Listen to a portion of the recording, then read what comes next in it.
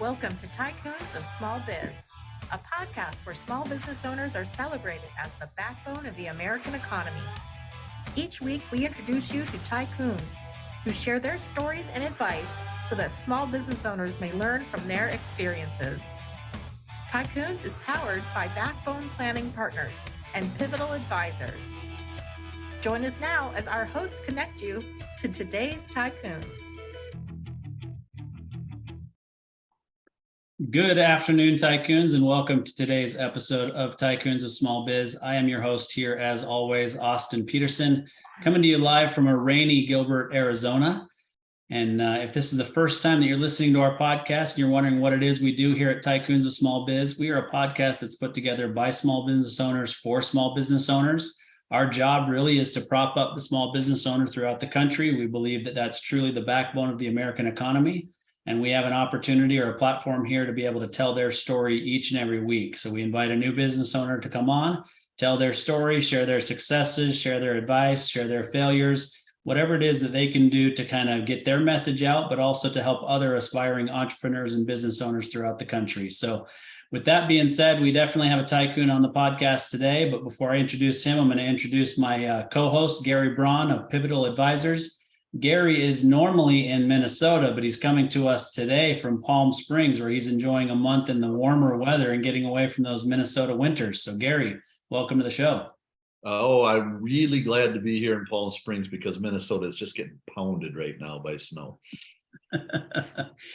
Well, today's guest is definitely aware of what that looks like and feels like. So we've got today's guest, Joe Cherluck, president of Best Tool and Engineering Company Incorporated, coming to us from Clinton Township, Michigan. So Joe, welcome to the show.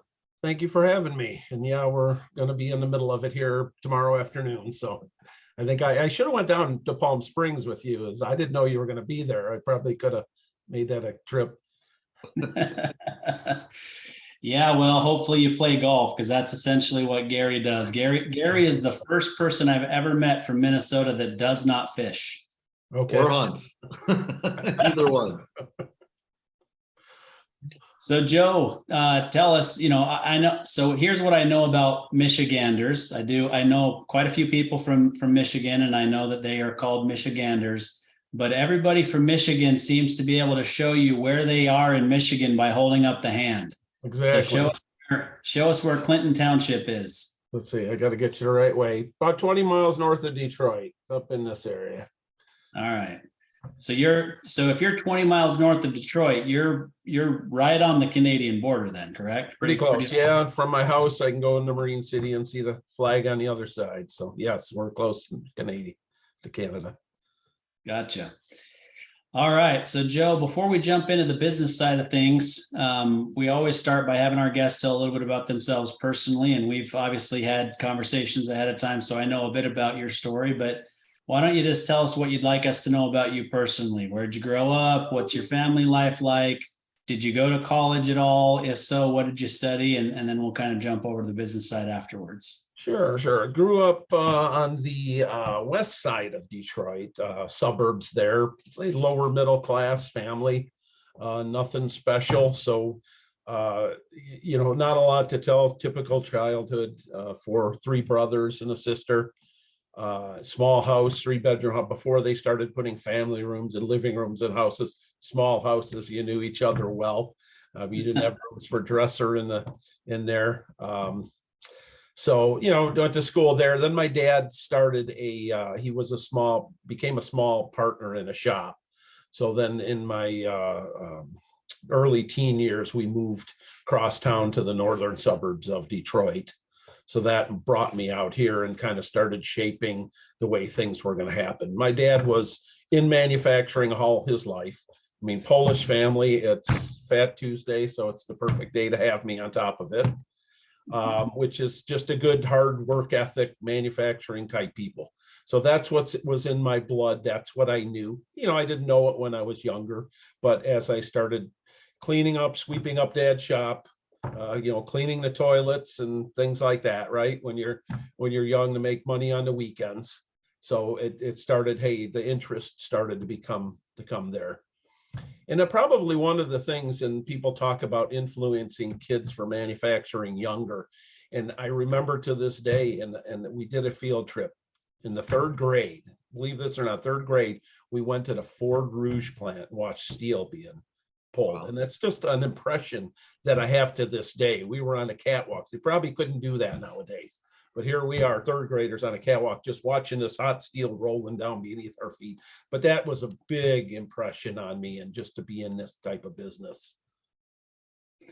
Yeah, that sounds, I mean, obviously, I think that there's this change that has happened in our country probably over the last 20 years. That might be a little bit of a stretch, but where there's just been this everybody needs to go to college mentality. And, you're well aware manufacturing jobs left the country, and, there's been a huge change there. So, kind of give us your thoughts on where manufacturing stands today in the US, because there does seem to be this shift kind of back, right? Yeah. And what about your kids? Are your kids involved in the business? Do they have interest in manufacturing the same way that your dad got you interested in it? And obviously the field trip you mentioned as well. Well, I have 3 girls. So I have two of them, they all worked for me at one point or another, but I never force them into what they wanted to do. I want you to be happy. So my oldest is an artist. She does graphic novels and actually lives in Pennsylvania, but she worked for me, did my HR and things for about 5 years. They kind of had it made in high school because they got to work for dad. So what would dad do? He'd bring parts home for them to trim during the week after homework. Then they had money for the weekend. And when our friends were saying, oh, hey, let's go out for the weekend. Oh, we got to work. No, they had money. They had the weekends off. They kind of, learned that was a pretty good thing. My second daughter, Megan, she still works for me. She finished her apprenticeship in CNC. So she runs my CNCs here. And then my last daughter, who just retired from me about 6 months ago, she always wanted to be a photographer. So she was in and out of that business, and then came onto her own studio. So she left it. It was nothing she wanted to do, but she saw, hey, it paid the bills, right? And it's going to lead me into what I want to do. So now she's an entrepreneur on her own, has her own photography studio. That's great. So for those who aren't in manufacturing, maybe describe what CNC is at the apprenticeship that your daughter just finished. Okay, it's a machine tool, and it's kind of funny because I was just talking about this today. When I started in this business in the 70s, there wasn't a lot of change. I would go to the Henry Ford Museum in Detroit, and basically the milling machine that was there, other than it was run by a steam engine bell, hadn't changed. Just put an electric motor on it when I started in this business in the late 70s. It was basically the same machine. In the 50s, 60s, they started putting NC numerical controls on machines, but obviously computers back then were very big and cumbersome. In the early 80s, they started putting, they call them computer numerical controls, and it goes back to when your desktop started coming out with DOS. And so these computers started to get, machines started to get a little more sophisticated in how they ran X, Y, and Z and the programming of them. So you could do, rather than it taking you days to set up to do a long run, now you could start doing short-term parts on them, onesie, twosies, and things of that nature. So these machines basically are run by code. They can be manually programmed with X, Y, and Z positions.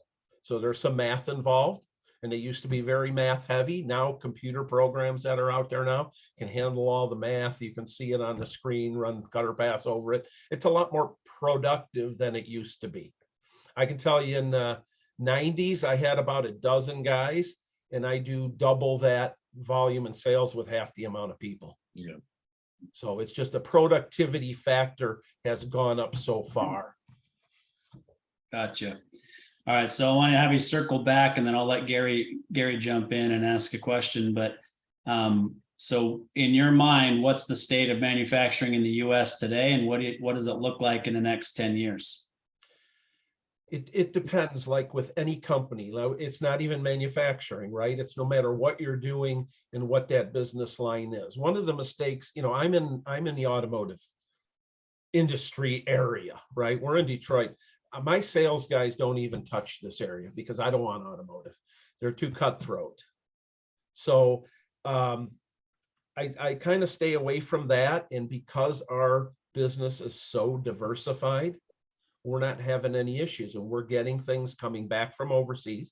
What's happening with people is they want it made closer now. They've done the go to China, back and forth, traveling to China, and the issues that you have back and forth. Now a lot of that's being, and there is still certain things that, hey, third world countries can do better and cheaper, right? They can make a toilet brush. But if it's got to be something that's good, maintain tolerance, got to be held, then that's got to be done here. And they want it done as close as possible to their backyard. So in the state of manufacturing right now, and I always ask the salesmen, those are the best gauges of sales, my steel salesman, everybody that comes in, those are the guys that I ask, what's happening out there? And they're all saying the same thing. It depends on what you're doing. If you're focused on just one industry, you're not going to be around too much longer. If you're diversified out like we are, you're strong and you're busy. So we're busy. We're not having any issues. I wasn't thinking this year was going to be that great, again, with economic conditions, what they're forecasting. So you just, here you go as an entrepreneur, getting off track of our discussion is, when I started this business, we made a product off a print, right? Didn't care what was happening outside. Now you have to be an economist, right? Because things are happening overseas that affect your business and what work you're going to get. So those are the kind of things that really drive it. And I think that's true for any entrepreneur. It doesn't matter if it's manufacturing, but manufacturing is well and good if you're keeping up on the current technologies and you're diversifying your sales.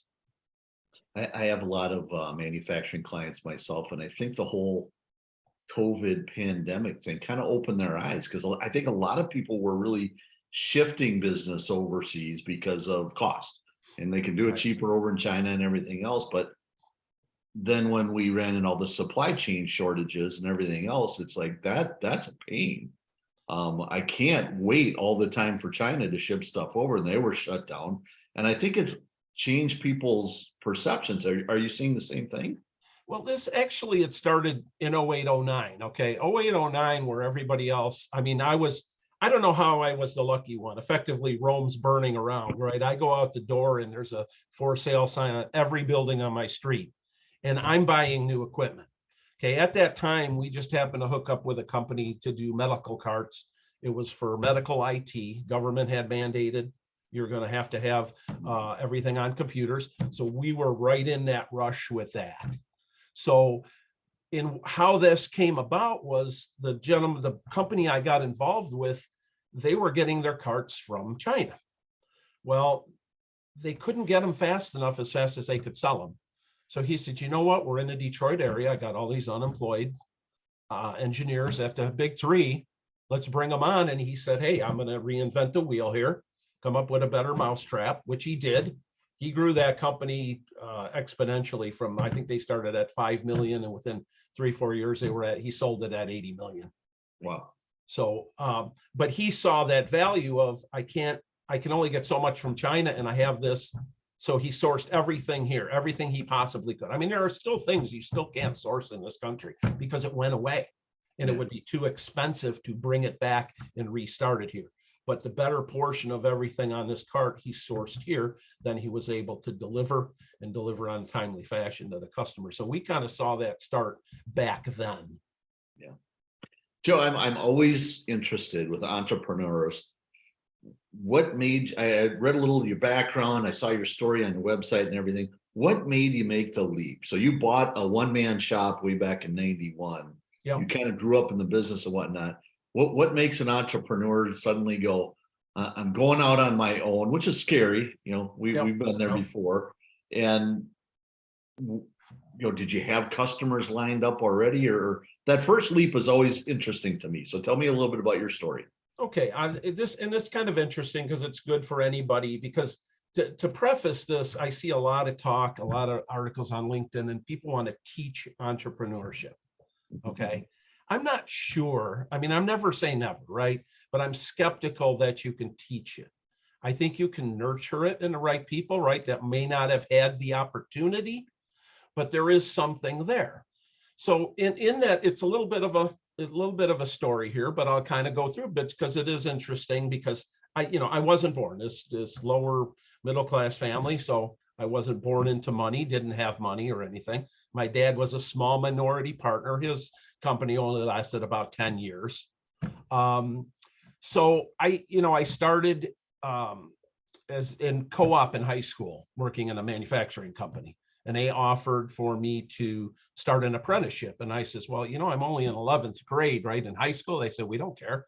So I was in 11th grade. I was going to school at high school till noon, working from noon to 6 o'clock in the shop, and then going to college at night, starting in the 11th grade. That went till I was 29 years old. Once I started, and that's a good way to do it. Pay as you go, never had a student loan.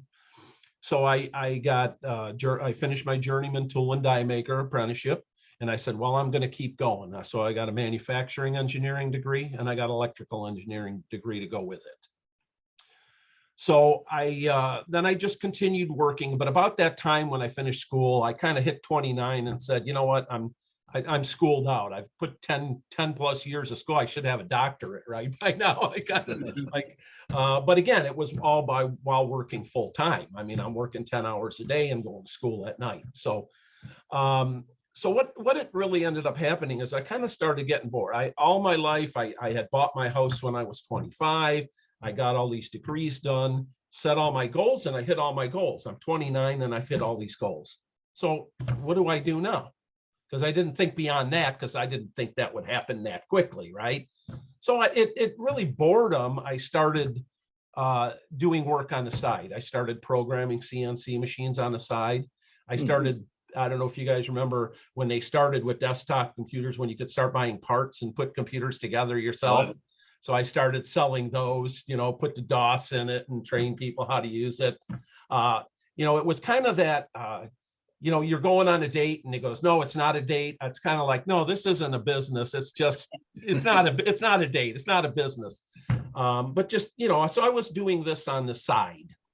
And I remember when I was working, going back in the mid 80s, I was working at my dad's company, and one of his part-time employees come up to me and he says, he was really impressed with my work ethic and all, and complimenting me. He says, you're going to be a business owner someday. And you know what I said to him? I said, I'm not that stupid. Okay.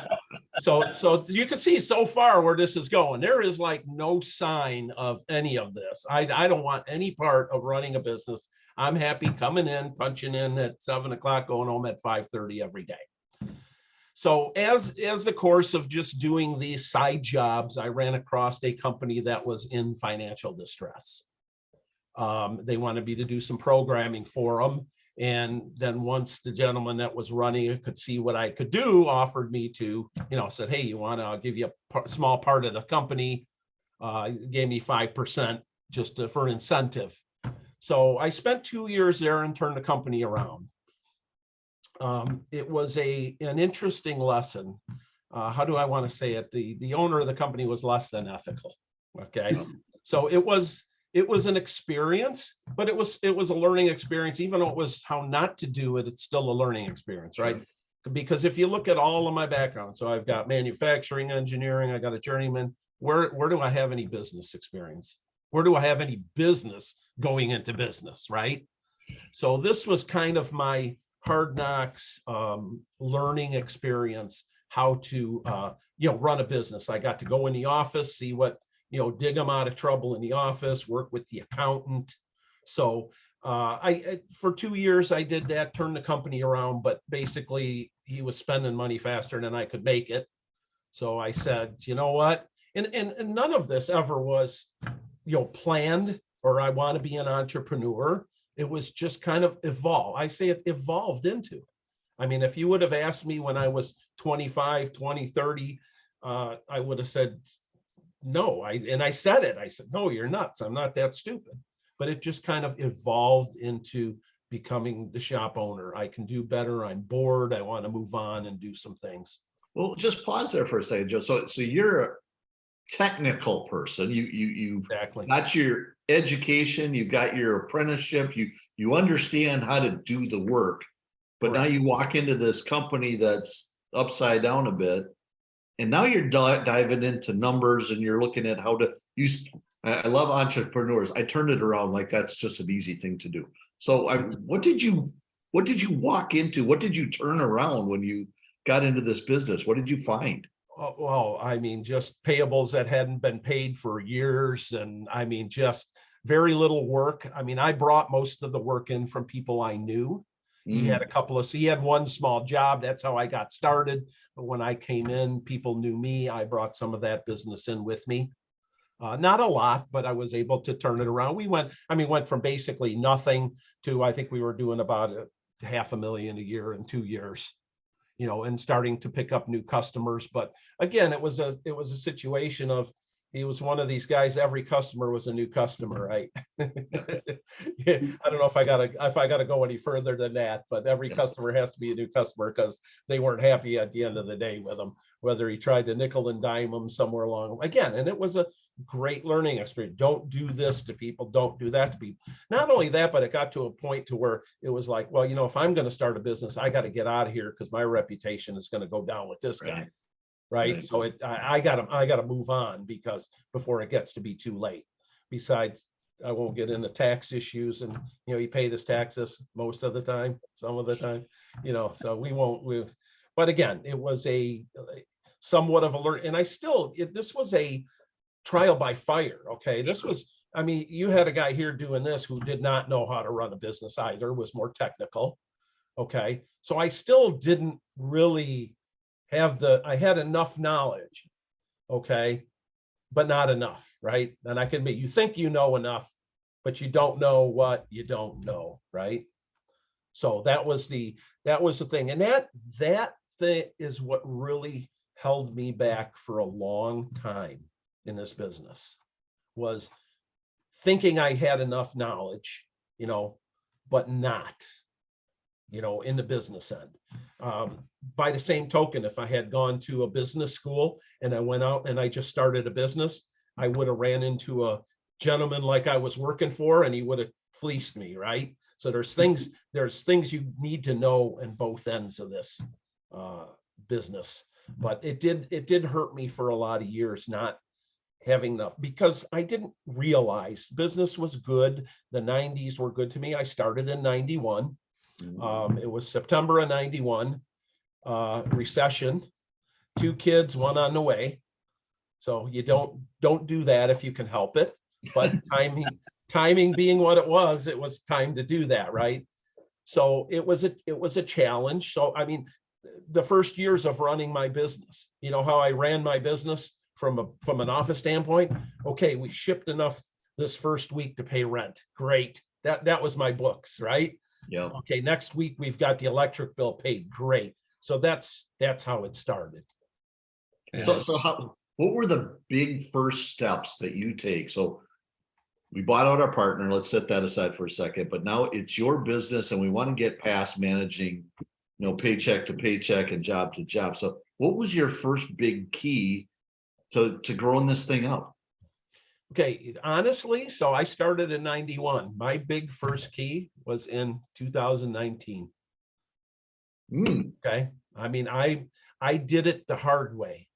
I grew the business. You know how I grew the business? I outworked you. Okay. The other thing I can tell you from my dad, one of the pieces of advice he gave me that was good advice at the time, but hurt me was if you want it done right, you got to do it yourself. Great advice, but not if you're going to run a business, right?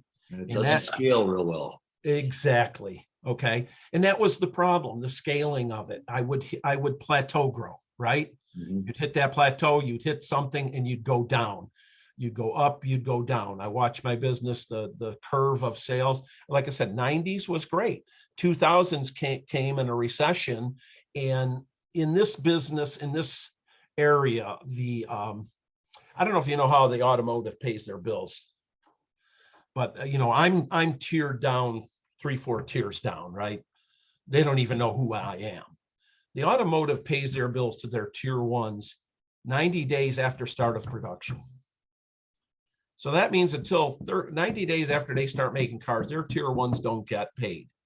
So all during the late 90s, what was happening in this town was you had companies going out of business, going in front of a judge saying, I'm filing bankruptcy. I have 50 million in receivables and I only have 20 million in payables. But everybody was cash broke. Yeah. They had no money. So and I did really well up to about 2000, hit a recession. If you look at 2000, the decade of 2000, GM was functionally bankrupt, right? That whole decade. I mean, they were just hanging on by a thread. So the business really dropped off, plus everything went overseas. And in the late 90s, that started 98, 99. By the 2000s, I mean, there's nothing, and this town is dead. 2005, I'm 45 years old, going, okay, everybody is saying, and 2000 was my worst year. I laid everybody off. I was down to myself. I told all my guys, I said, don't sell your tools, but find another career. Because that was what it was. Everybody was telling you. Think about if you're an entrepreneur and people are naysaying you. All I heard for the whole decade of the 2000s was, shut it down and find something else to do. So 2005, I hit 45 and I said, okay, what do I want to do? I'm at a pivotal point where I could sell the equipment off, go back to school, do something else. But the only thing I wanted to do was teach at the time. So I took a hard look at it and said, well, in Michigan, everything was, you got to remember, governments were having trouble at the time. They weren't making payrolls. All teacher salaries were getting cut. So if I was going to do it, I'd have to move to North Carolina. The salaries weren't very good. So I after a lot of thought, I said, you know what, I'll just downscale because I have enough work to get by. We ended up getting into some making glass block windows, and what was big during the 2000s, housing, right? And again, it's following the markets, right? So kind of dumbly, this ain't my brains like, hey, let's get in housing. This was all dumb luck, right? God looks out for stupid people, right? And I believe he was looking out for me, because here we got into housing business and we muddled through. I mean, I would say we muddled through from 2000 to 2008 as a nonprofit. Okay. If we made profit, there wasn't anything to speak of. But I said, you know what? I don't know anything else. I can keep it going. I can make a profit if I continue to downsize the company. So 08, 09, again, when we got into the medical stuff, that's when it started to turn around for us. And the lights started to go off and started going, okay, this job isn't going to last forever, which it did. It plateaued. It went up because the government mandated, right? Everybody got their carts. And then guess what? All the big suppliers that I work for, they all sold off. They took their profits and ran for the next thing. And I started going, I got to start looking at it the same way. You got to follow the markets, follow the sales, look at which way, where is the next trend going to go? Yeah. But still and we did very well. We probably doubled our size. We doubled our space from 2008 to about 2018, but I still could not get a certain the growth that I wanted. I couldn't scale. Okay. That was the problem. And I didn't even know that term, scale, right? That's what I'm saying. So here I am. I'm already 20 some years in the business and still just beating my head because, again, not having that business acumen, having a mentor. I mean, that would be the biggest thing I would suggest to people. Get a mentor. There's a lot of programs in different areas. I did just do a talk in North Carolina in November about that. And it was sad because one of the things I realized as I was giving the speech was that, most of the people here aren't the ones that need to hear it. It's the ones that are tied up in their business and aren't getting out there. But that's the key, that it's really in understanding, get some outside help. Yep. So, and it was kind of an interesting story as to, and we could probably, I think we're coming up on a break here pretty soon. Well, maybe we'll go into that story next, what really my epiphany was and how that changed over, because, still, I would still be struggling to this day to get my company any further than it is if I hadn't learned the business end of it and what I could do, and to give me that ability to scale the company like we're doing now. I mean, the sales today, we're getting calls from all over the country. Now Canada, we're doing work for everybody, and people are seeking us out. Whereas prior to that, I didn't know anything about sales. Sales were, hey, the phone rang, people that I knew, right? And that's what a lot of it is. The first few years is the people you know. Well, that runs out after a while, and you're sitting here going, well, hey, things are great. Well, but the phone ain't ringing anymore. I can't make this company grow anymore. What's missing? So, and that's the key, is what's that missing piece? Again, not having that business background, business degree, never took a class on business. Everything I took, every class I took was technical. So be good at what you know. Yep. Yeah. Sorry, Joe. So yeah, you're absolutely right. We're up against a break here, so we will pause here in just a minute for call to action. And I know what you're gonna say about 2019. So, and I know our listeners want to hear that. So I'm excited to have you kind of go through that and what you changed in 2019. But before we do that, I want to kind of just throw this out there. That the reality is, you may have done it longer than some. I wouldn't say most, right? Because you went the way that you went, you ran the organization the way that you ran it, just based on your technical know-how, the people that sheer grit, hard work, determination, all those kinds of things. Almost every entrepreneur will start out that way, right? The point is, like, how do we get to that next level? And you're gonna share what you did, which I love. And the fact that, for people who are listening, a lot of people know how to paint or manufacture this or do that, be an HVAC contractor, whatever the case may be. Well, I'm good enough to go out and do this on my own. So they go out and do it on their own, but they get to that plateau that you mentioned earlier. And it's because they typically don't have that business know-how.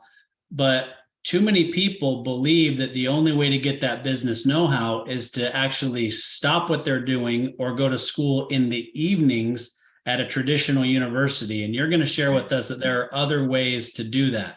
You mentioned the mentor program, but you're also going to mention kind of what you did here in 2019. So hold that thought for a second, grab a drink of water. We'll share a quick call to action in 30 seconds or so. We'll be back and we'll talk about what you did in 2019 that shaped where you are today.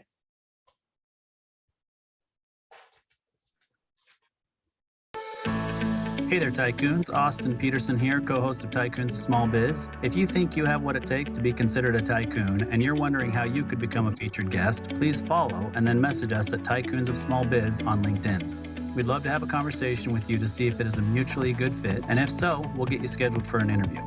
If you're unsure about being a guest on our podcast, but are contemplating selling your business over the next few years and you'd like to know what your business is worth, please also follow us and then message us on LinkedIn for your no obligation, informal valuation of your business.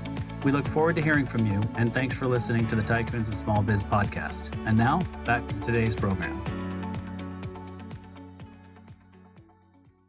All right, Tycoons, welcome back. Austin Peterson and Gary Braun here, co-hosts of Tycoons of Small Biz. We're talking to Joe Cherluck today, president of Best Tool and Engineering Company out of Clinton Township or Detroit, Michigan. And to this point, Joe shared quite a bit about his journey, the first 28 years being in business and what kind of led him to that point. But now we're going to give Joe an opportunity to tell us what he did in 2019 that has really just completely changed the trajectory of his company over the last 3 or 4 years now. So Joe, take it away. Okay. Well, Austin, like you said just before the break, and we start our business because we're passionate about something, right? And it doesn't have to be it can be anything. And I look back when I started, it's a wing and a prayer, right? Most business owners, they start with a passion for their work, right? I can do it, better attitude. I can tell you after now 30 years in business, learning the hard knocks way, the one definitive statement I can make is passion is not a strategy and passion is not a plan. That's the problem. Okay. You can only, with passion, you can only get as far as the day can take you, right? Not only that, but I fought that thing with my dad. You got to do it yourself if you want it done right. Well, guess what? Why could I not scale? You can see the fallacy in that. So around early 2019, I started doing something that I stayed away from that I was actually afraid of doing, which was networking. Okay. Networking to me was, I'm just going to get a bunch of salespeople calling me for things that I don't want, or people that want things I can't give, right? They're going to want money. They're going to want, so I stayed away from networking, but I decided, I have to do something. I have to get out there. So I started networking, getting out and doing some things. And out of the blue, I get a call from my county economic development.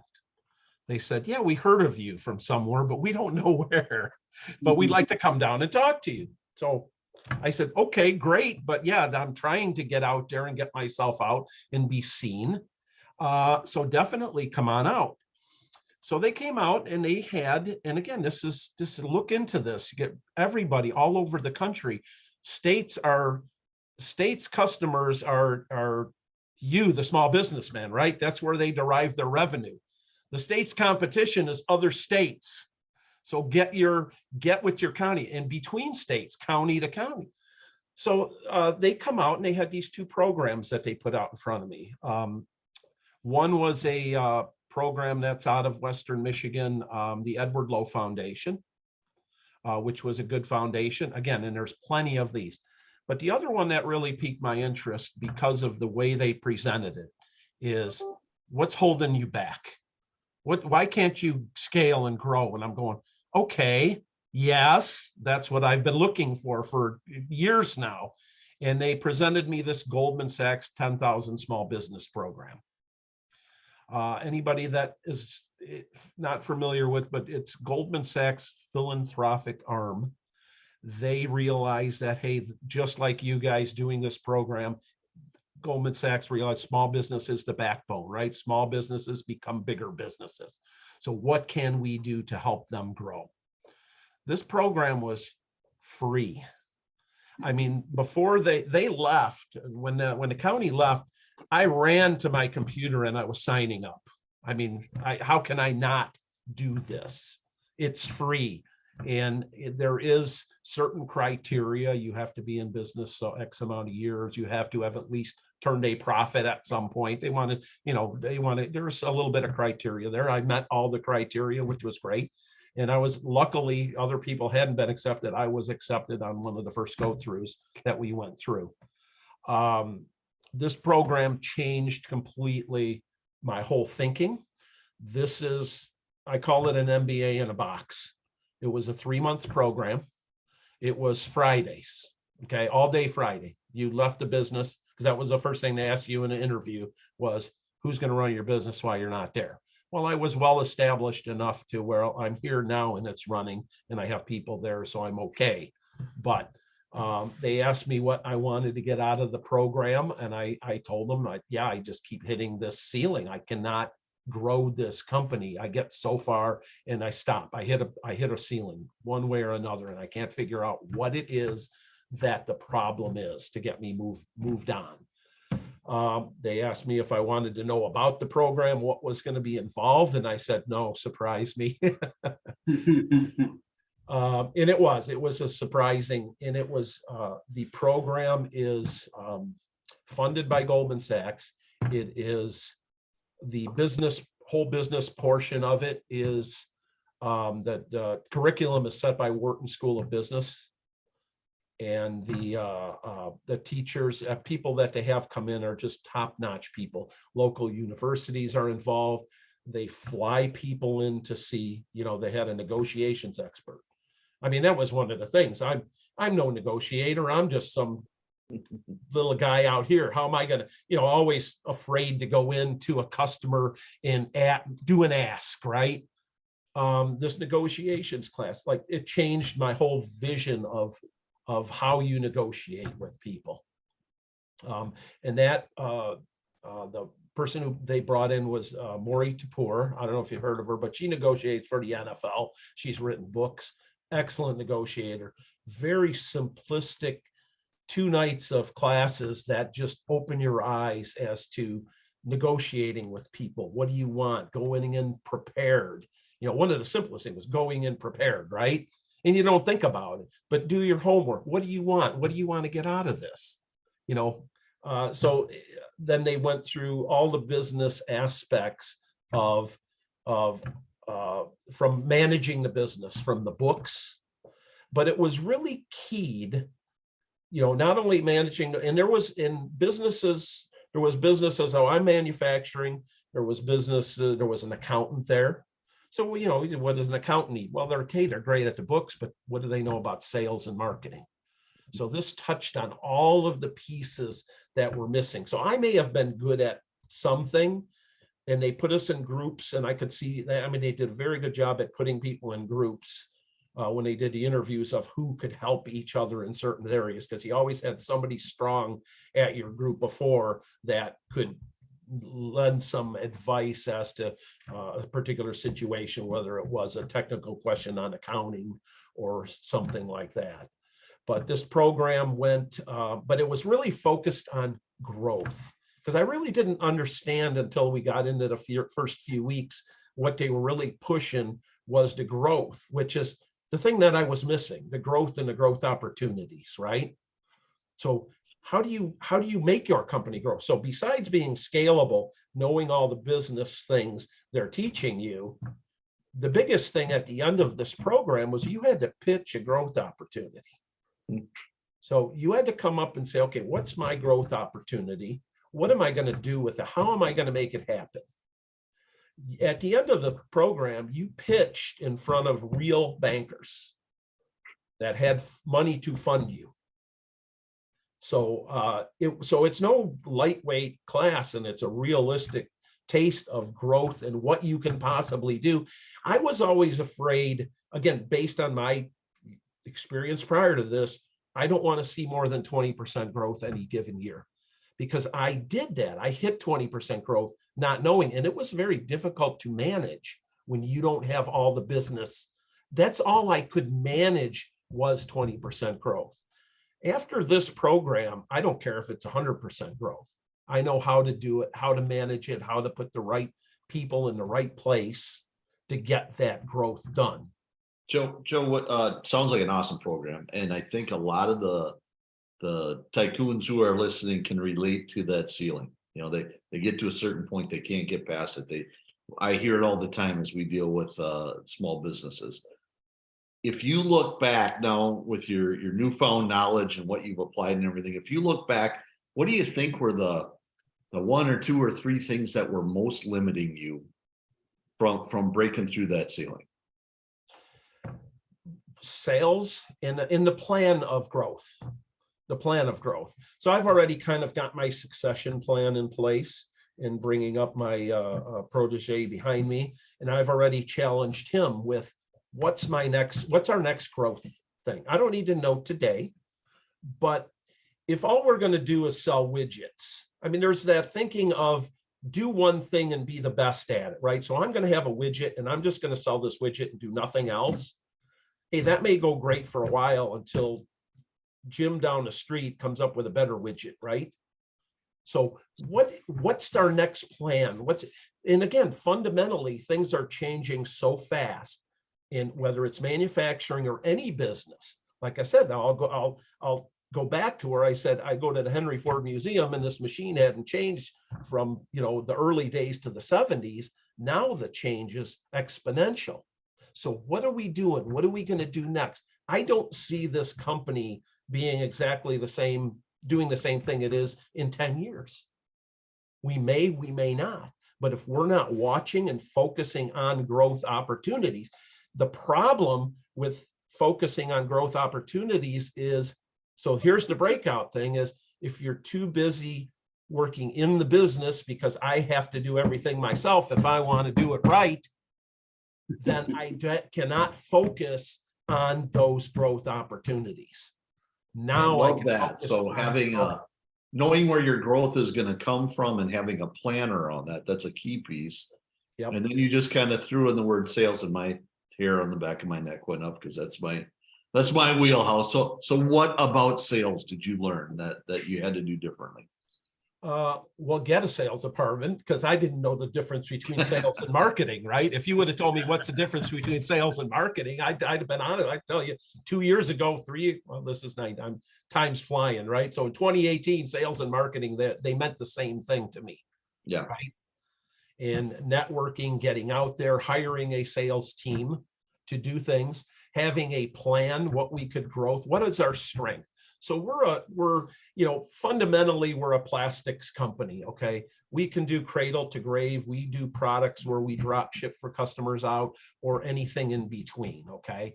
Well, if you want a plastic part, you can go to Google an injection mold company and say, there's 100 of them. I'm not that biased to say I'm the best in the world.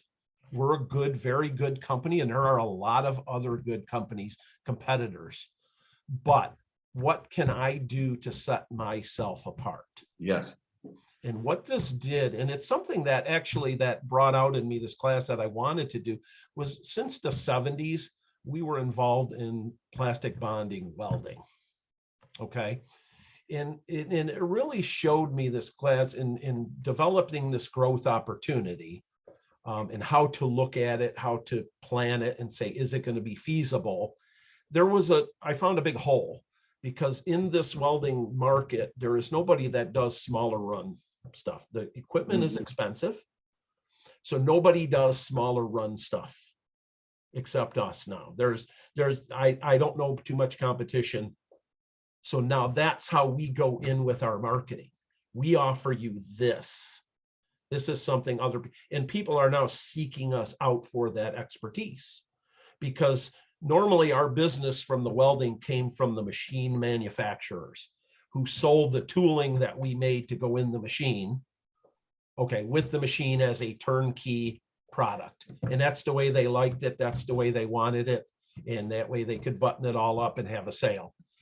Never did they think, you could increase your sales with a smaller, get to smaller guys to be able to do this. They sold it as kind of a turnkey. This is all it's good for, but the machine could be retooled for anything you want. That's a huge lesson. I mean, right. So I find any business has a hard time differentiating themselves, but you found the segment that you can talk to. Now it's go find everybody within that segment that needs short run. And now your salespeople have better direction and everything else. That's brilliant. That's awesome. Because what we did in one of the classes I had at Edward Lowe on sales was everybody was looking for the magic Google thing, right? How can I be on the first page on Google, right? And I said, we don't have to be on the first page on Google for injection molding, but we are if you go look up hot plate or vibration welding. You'll get the machine manufacturers, then you get us. Now we have people, we're the first ones to come. We're doing work for Buell Motorcycles is coming back. You go on a bike week since you're down there, you'll see our work on Buell Motorcycles. How did we get that business? Because, and I specifically, we ask now, right? How did you find us? He said, well, they're in Grand Rapids. I said, they typed in hot plate welding in Grand Rapids, nothing there. Hot plate welding, Michigan. Guess what? Guess who's first? Yep. Okay. Nobody else can do it. He even said, we have multiple molders near us that could do this job, except they can't weld these two parts together. So who gets the job? We've got a new one that we're working on developing. It's in the battery sector, and they're out of British Columbia. They seeked us out the same way, out of Google, because of our expertise in plastic welding, because they need two parts, but it's not a high volume. It started out at 3,000. Now they're saying it's up to 8,000. So obviously right there. So now we have people, now we've got people coming to us, looking for us. You have to be a leader, not a follower. Okay. And that's the other big thing. You want people to be copying what you're doing, which is why I say, what's our next growth opportunity? I don't know what it is yet, because we're still following through on this one, getting all the equipment we need, but you've got to continue to look forward and say, what's that next big thing? What do we need to do? Is it something a little bit, I mean, you want to stay within your area of expertise, right? I'm not going to go start a car wash. I make plastic parts. Yeah. Stick with what you know, right? But there's still a wide variety. In my case, in plastics, it's a blessing and a curse, but what is plastics in? Everything.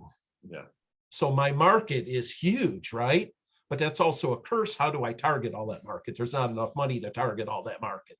So Yeah. that's why we kind of honed in on utilizing this specific, okay, this is what we do best, this welding. Let's do that to bring the work in. Yeah, that is a trap that a lot of companies get into, is they know how to do this thing. They're like, anybody could use it, but it's really hard to become a master at everything. You have to understand what's important to each industry and how they use it and everything else. And even the salespeople that you hire for that is going to be different, because their knowledge is going to be different. Right. And we do a different, we technically sales, like I have a good salesman. He's excellent at running down the leads. But when he finally gets that lead, me or one of the engineers will go with them that can talk technical, right? Because if I'm going to come and sell you something, we've all been through the salesman thing. I don't want to hear the BS. I want to hear what you can do for me. So again, it's identifying those kind of things. But again, backing up, I can't stress it enough, is if you're out there every day working on your business and turning handles on a machine, or you're out in the store running the cash register, you don't have time to think of these things, right? I wouldn't have had time to think, how can I leverage this knowledge we know into the sales? Because why? Because I'm working, again, what did I do for 30 years? I outworked you, man. I put you out of business because I work 12, 14 hours a day, 7 days a week. Wasn't that great?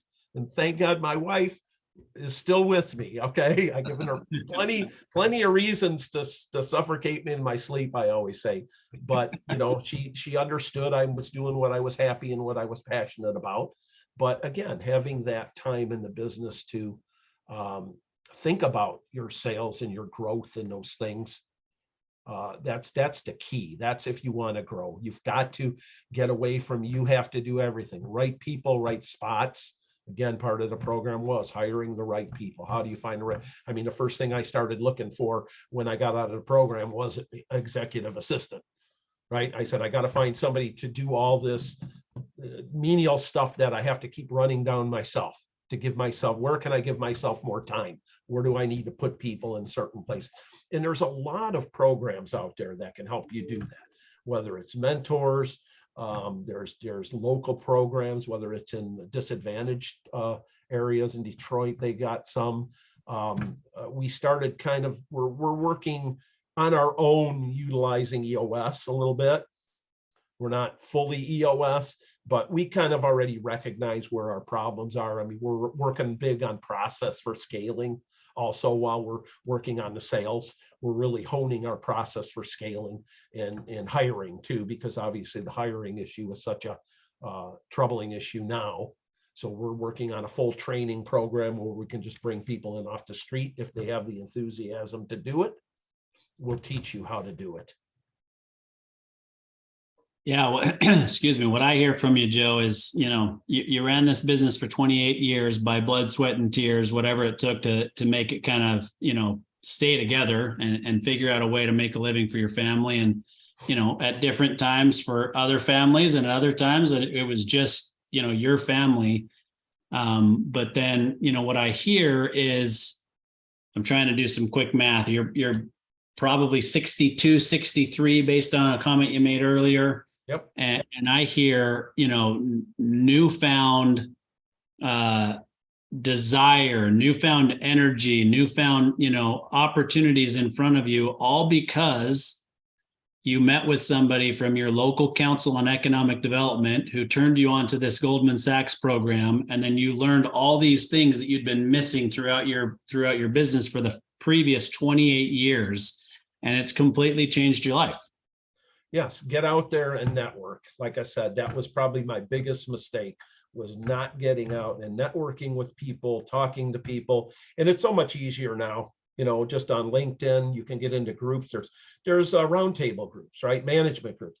The other thing I was always concerned with was the one we went for a weekend at Edward Lowe for a retreat. And if you got a chance, look up the Edward Lowe Foundation. It's a fantastic organization. But we went there, and the first evening we're introducing each other. So, I'm who I am. I do plastics. And then there's this gentleman over here. He does socks, sells socks on the internet. This other gentleman, he does siding or in insulation. And I'm sitting there going, where's the manufacturing people? These people don't know what my business is like. They don't know what my problems are. And then through the course of that weekend, the light goes on as we're discussing all the same problems that we have, right? So don't go seeking out. It doesn't matter. You get into like a roundtable discussion with different businesses. We all have the same problems. So, I mean, there are some. I found the same thing, Joe. I'm in a roundtable, bunch of CEO peer group as well. Yep, and they're fantastic. Yeah, they're awesome. And I find a construction person and a professional service person and one person who owns a school bus company and everything else. And they have nothing in common with my business, but everything in common with how to run a business. And that's really where I get the best. Exactly. And that was my mistake, as I stayed away from all of those kind of things. And I'm urging you, do it sooner than me. Okay. It's going to make your life a lot easier in the long run. I mean, I remember one night I was spending it, ended up having like a evening just get together. And I was the guys that were selling their socks on the internet. It was the first time that they started getting competition and they were losing sales. So, at least I could give them, from my perspective, hey, my sales have just been a roller coaster. Here's how I got through. You got to persevere. You got to do something different. So yeah, definitely get involved in programs. Again, start at your county economic development, your state economic development. I mean, they're all there to help you succeed, because at the end of the day, that's where their revenue is derived, through our tax money, right? They want you to succeed. I mean, they're the enemy, right? It was like the other thing the Goldman Sachs thing taught me is I was all under the impression that the banker is my enemy. Okay. And now I have the best relationship with my banker. Why? Because now I know how to talk to him. I know what he wants to hear, what he was expecting. Okay. And I understand what I'm talking to him about. So every year when we re-up our credit line, I always almost do like a publicly held company. I give them a synopsis of the year, where I think we're going. And you know what? I never have a problem. And I always used to have problems, man. I probably change banks more than people change their socks, right? And now I've got a good relationship with a banker because I understand from his perspective what he's looking for. Yeah. Well, I'll tell you, Joe, your energy is infectious. I feel like we could talk all day, but what you've shared today with our audience and with us as the co-hosts, I think has been invaluable. It's great to see this newfound energy of somebody who's owned a business for over 30 years now, and this foresight into the future and this excitement for the future. So I want to tell you, thank you for being willing to come on our podcast and share your story. And hopefully there are plenty of people who are listening and realizing that this is them. They're living this, and there are some things that they could have picked up along the way today in our conversation that will help them to be in the spot that you're in today as well. Yep. And anything I can do to help, I'm willing to give back. And so, yeah, that's the thing is just get out there and get yourself out there. Yeah. So what's the best way if anybody wants to reach out? Obviously, whether it's, they need the plastic moldings or the welding done, how do they get in touch with you, or for you personally, from a mentor standpoint, or any questions they have? Website, www.bteplastics.com. And my email is joe.cherluck@bteplastics.com, which I use BTE Plastics, but I bought the company. It was Best Tool and Mold, and I kept Best Tool and Engineering. I thought it was pretentious, but I said, you know what? I'm going to live up to the name. It forced me to live up to the name, right? And I said, I really don't like the name, but I kept it for that reason. Just again, hard-headedness. Well, that's great. Once again, really appreciate the conversation, Joe. Appreciate you being here. Gary, any closing comments from you? No, some valuable lessons there, Joe. I appreciate you coming on and sharing your story, because I think a lot of people, whether in their manufacturing or any business, they hit that ceiling and they don't know how to get through it. So some good lessons about how to get out of the business, make a plan, figure out where growth is coming from, and get help on the outside, because you can't do it all yourself. So great lessons. I appreciate you sharing. Thank you for having me. Yeah, you bet. So just one last comment. If you like what you've heard today and like the content that we're putting out here at Tycoons of Small Biz, please go online to Apple Podcasts or wherever you listen to us and like, subscribe, and leave us a review. Thanks for being here today.